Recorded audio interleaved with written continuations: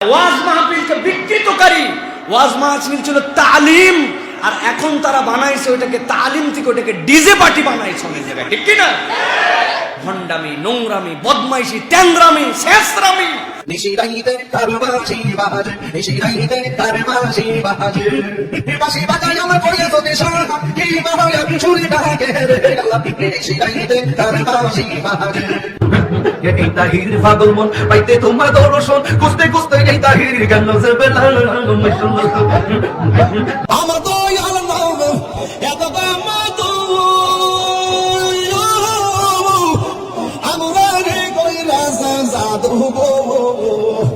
বলে আমি গান গাই না, আমি শান গাই। বদমাইশ, তুমি লাউ চেনো না, তুমি কদু বলে খাও না। আমি কইলাম আমি তো গান গাই নাই, আমি তো শান গাইছি। আমাদের বাংলাদেশে সালাতুল ইস্তেসকা এবং ইস্তেসকার পরে যে দোয়া, এইটা নিয়ে আপনারা দেখেছেন বিভিন্ন পর্যায়ের কিছু ব্যক্তিবর্গ, কিছু আলেম নামধারী যাদের বিভিন্ন কার্যকলাপ জালেমদের সাথে যায়, এরকম ব্যক্তিরা সুনামধন্য ওলামায়ে কেরামের ব্যাপারে মঞ্চে বসে শয়তান শব্দ পর্যন্ত ব্যবহার করে। নাম হইলো আহমদুল্লাহ। গত বছর আবহাওয়া অফিস থেকে কইছি বৃষ্টি নামবো, যায় দুধ টাকা নামাজ পড়ছে, পরে বৃষ্টি নামছে প্রায় বুঝারি আর ওন দিন নামাজ পড়ছে বৃষ্টি ওন নেই ওর নাম আমার তো হইছে মে মাসে বৃষ্টি গো, তো ও না কেরামতি। হ্যাঁ আচ্ছা যাক, টানা বেড়ে আপনি আছে যাক, তা খবরে পরে আইসি কই বলতে কই ওই যে আহমদুল্লাহ শয়তান না, ওই যে আহমদুল্লাহ শয়তান না।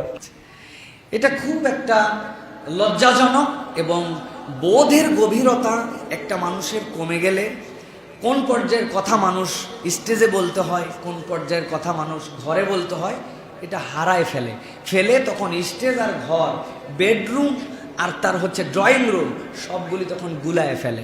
প্রিয় ভাইয়েরা, আমি আপনাদের কাছে বুঝাতে চাই, দেখেন, যুক্তি দিয়ে যদি আপনি কোনো জিনিস বুঝতে চান, তাহলে আমার কাছে অকাট্য এরকম কিছু দলিল আছে, আপনাকে মানতে হবে।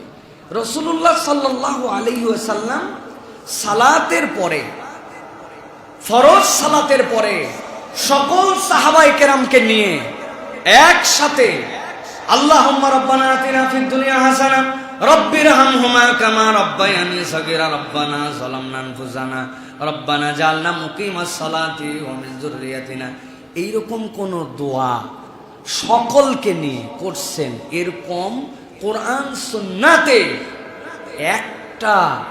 একটা ভুয়া দলিলও নাই। দোয়া করছেন, ভালো করে বুঝেন, মুনাজাত করেছেন, দোয়া করেছেন, তাসবিহাত করেছেন। আপনি এটা অস্বীকার করলে আপনি হাদিস অস্বীকারকারী হবেন। কিন্তু যত মুসল্লি ছিল সব মুসল্লি মিলে হাত তুলায়, আবু বকর, ওমর, ওসমান রিদওয়ানুল্লাহি তাআলা আজমাইন, সাহাবায়ে কেরাম, ইমাম আজম আবু হানিফা, অথবা যত ইমাম আছেন, তারা সবাই মিলে হাত তুলে প্রত্যেক নামাজের পরে এটাই করছেন। এটা না করা কি খারাপ মনে করছেন? এরকম কোনো একটা ভুয়া দলিলও নাই। আপনি কোথাকার পানি কোথায় গড়ায় দিয়া ওলামায়ে কেরামের ব্যাপারে বাজে কথা বলেন। আল্লাহ হেদায়েত দান করুক। প্রিয় ভাইয়েরা, আপনি বোঝার চেষ্টা করেন। আপনি দোয়া ভালো, নামাজের পরে দোয়া কবুল হয়, এই সময় দোয়া করলে দোয়ার ফিলিংস হয়, আল্লাহ রাসূল সাল্লাল্লাহু আলাইহি ওয়াসাল্লাম দোয়া করা পছন্দ করেছেন, সব ঠিক। কিন্তু আপনি কোথাকার যুক্তি কোথায় মিলাচ্ছেন? রাসূলুল্লাহ সাল্লাল্লাহু আলাইহি ওয়াসাল্লাম ইস্তেসকার পরে হাত উল্টাতে, পোশাক পরিবর্তন করতে, অথবা গায়ের কাপড় উল্টায় দিতে, মানে আল্লাহর কাছে আমি চাই অবস্থার পরিবর্তন হোক। সেই সময় নবীজি দোয়া করছেন, ওইটার দোয়াকে এই জায়গায় যদি কিয়াস করেন, আমি আপনাকে একটা কিয়াস দিব, এই কিয়াস না মানলে আপনার খবর আছে। আল্লাহ রাসূল সাল্লাল্লাহু আলাইহি ওয়াসাল্লাম সবচেয়ে মর্যাদাবান। রাসূলুল্লাহ সাল্লাল্লাহু আলাইহি ওয়াসাল্লামের প্রতি দরুদ না পড়লে নামাজ হবে না। রাসূলুল্লাহ সাল্লাল্লাহু আলাইহি ওয়াসাল্লামের দরুদ পড়া আমাদের জন্য দায়িত্ব। কিন্তু কত বড় বেয়াদব, নবী করিম সাল্লাল্লাহু আলাইহি ওয়াসাল্লামের দরুদ আপনি বসে পড়েন। আপনি নামাজের মধ্যে দাঁড়ালেন, সানা পড়লেন, সূরা ফাতিহা পড়লেন, অন্য সূরা মিলালেন, রুকু সিজদা সব করে বসে আল্লাহুম্মা সাল্লি আলা মুহাম্মাদ ওয়া আলা মুহাম্মাদ বললেন। নবী মর্যাদাবান, অতএব আপনার জন্য সিদ্ধান্ত হচ্ছে না আমরা আর বসে দরুদ পড়বো না, আমরা এখন কিয়াম অবস্থায় দরুদ পড়বো। মানবেন না কেন? মানবেন না কেন? মানবেন না কেন? দলিল তো অকাট্য।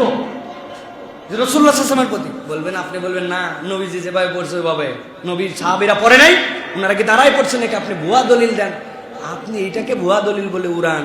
আর নবী করিম সাল্লাল্লাহু আলাইহি ওয়াসাল্লাম তার সাহাবীরা দোয়া করছেন কিন্তু সম্মিলিত, এই দোয়া এরকম করে এটাই করতে হবে, এটা না করলে হবে না। এই প্রায়োরিটি দেওয়া সুন্নতের উপরে, এটার নাম বিদআত। কেউ বলেনি হারাম, কিন্তু আপনি ওইটাকে প্রায়োরিটি দিয়ে আপনি এই কাজ করতেছেন।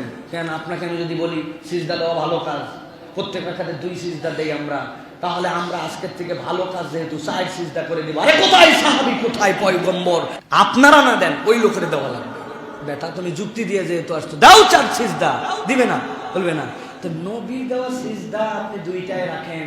নবী যে জায়গায় বসে সাল্লাল্লাহু আলাইহি ওয়াসাল্লাম দরুদ পড়েছেন, ওই জায়গায় বসে পড়েন, ওই পদ্ধতি মানেন। তো নবী নামাজ ফরজের পরে নবী করিম সাল্লাল্লাহু আলাইহি ওয়াসাল্লাম কিভাবে পড়ছেন, এটা কি তোমাদের কাছ থেকে মতামত নিতে হবে? শায়েখ আহমদুল্লাহকে ধোলাই করতেছে উনি, যে এই জায়গায় হাত তুলে এই জায়গায় করে না, কোন জায়গায় ধরছি? কিছুই ধরো নাই, ব্রেন পচে গেছে। এই পচে যাওয়ার কারণে ওই অন্তরটা মরে গেছে। অন্তর মরে যাওয়ার কারণে সঠিক ইসলাম চিনতে পারে না, ঠিক কি না? ওয়াজ মাহফিলকে বিকৃতকারী, ওয়াজ মাহফিল ছিল তালিম, আর এখন তারা বানাইছে ওইটাকে তালিম থেকে ওটাকে ডিজে পার্টি বানাইছে অনেক জায়গায়, ঠিক কি না? ভণ্ডামি, নোংরামি, বদমাইশি, তেন্দ্রামি, শেষরামি, মাহফিলকে ইজ্জত হারা করে ফেলছে। এগুলো তালিমাত ছিল, এগুলো মানুষ দিন নিয়ে যাইতো। এখন কে নিয়ে যাচ্ছে?